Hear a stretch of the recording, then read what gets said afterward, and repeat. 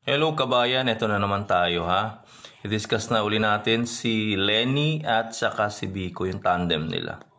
Itong dalawang to ay talagang wala rin ako masabi dahil sila ay go for good governance at ang kanilang track records ay napakaganda. Pag binasa nyo nga sa kanilang logo, matino at mahusay para sa bawat Pilipino. Republikang tapat, angat, Pilipinas lahat.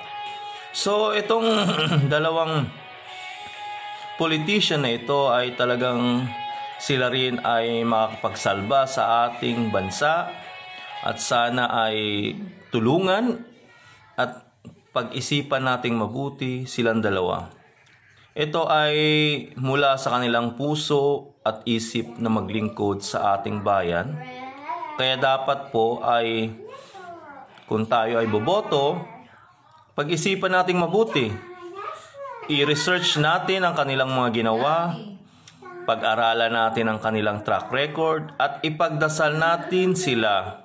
At ipagdasal din natin sa ating sarili para makaboto tayo ng maayos. Alam kong malayo pang election 2028.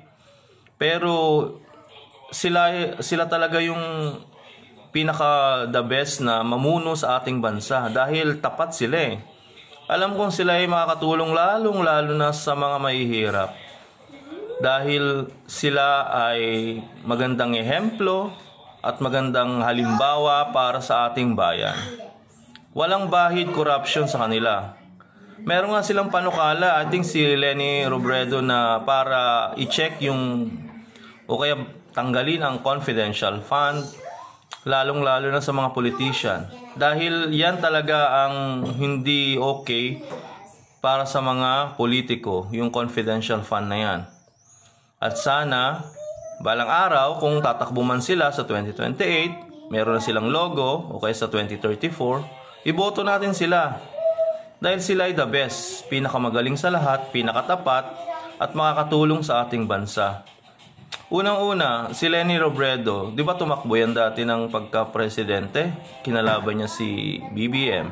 At then, sa pagkakataon, hindi siya nanalo dahil ang mga Pilipino ay hindi masyadong nagre-research kung ano bang tama at mali. Kaya dapat piliin nating mabuti kung ano yung iluluklok natin sa government dahil para sa atin yan, para sa bayan yan, at para sa mga Pilipino yan. Piliing mabuti kung ano at kung sino ang tatakbo bilang Pangulo ng Pilipinas. I-research mabuti kung ano yung mga nagawa nilang batas. I-research kung ano yung mga corruption ba na meron sila. I-research kung tama ba ang ginagawa nilang palakad sa isang lugar o kaya sa isang bansa. Dahil dyan, malalaman nyo kung tapat at magaling na maglingkod ang isang tao sa isang bayan. So hanggang dito na lang guys, maging mapanuri at mapag-research kung sino ba dapat ang karapat-dapat na mamuno sa ating bayan. Ini-endorse ko silang dalawa dahil sila ay the best. Marami pang mga ibang politician dyan, so i-discuss ko rin. Alam ko marami tayong pagpipilian.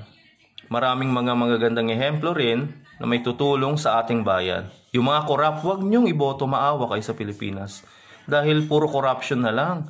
Maghihirap ang Pilipinas. Magkakaroon napakaraming utang, mababaon sa utang ang Pilipinas nang walang kakwenta-kwentang bagay. So bye-bye. Thank you.